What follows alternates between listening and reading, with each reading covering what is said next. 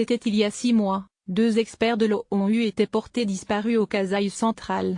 Les corps de Michael Char et Zeda Catalan étaient retrouvés 2 semaines plus tard. On est toujours sans nouvelles de leurs 4 accompagnateurs congolais. Un procès est en cours à Kananga, chef-lieu de la province du Kasaï. Dans le box des accusés, des miliciens Kamwina Nsapu que la justice militaire pense responsables de ce double meurtre. Des enquêteurs mandatés par l'ONU ont conclu à une version similaire de celle de la justice militaire congolaise en charge du dossier.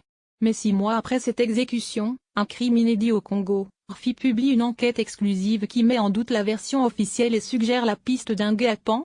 RFI est entré en possession d'un enregistrement d'une conversation entre les experts et des membres de la Cour royale de Kamwina Nsapu.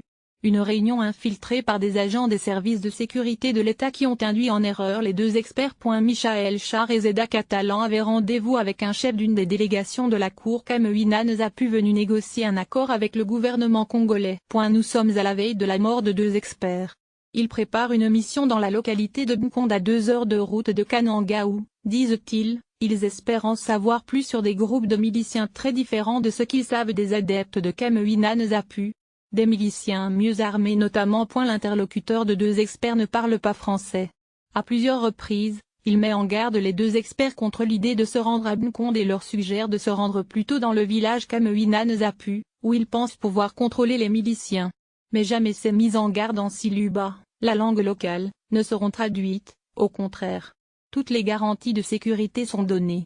Et parmi les personnes qui mentent aux 2 experts, RFI a réussi à identifier leur interprète présumé, Betut Chintela qui va les accompagner, son cousin José Chibuabua, agent de l'Agence nationale des services de renseignement, l'ANR, et un membre de la famille royale, proche du nouveau chef, Thomas Kachama qui ment sur son identité et se fait appeler Tom Perriello, du nom de l'ancien envoyé spécial américain.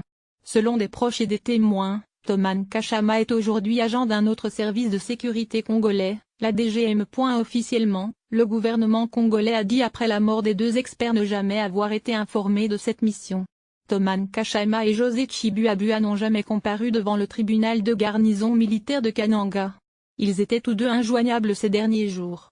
RFI n'est donc pas en mesure d'expliquer les motivations. Jean Bosco Mukanda, l'étrange témoin du procès de Kananga. Le principal témoin du crime est un informateur de l'armée congolaise, un chef de milice supplétif des FARC, disent même des habitants de Nkonde, ce que Jean Bosco Mukanda dément.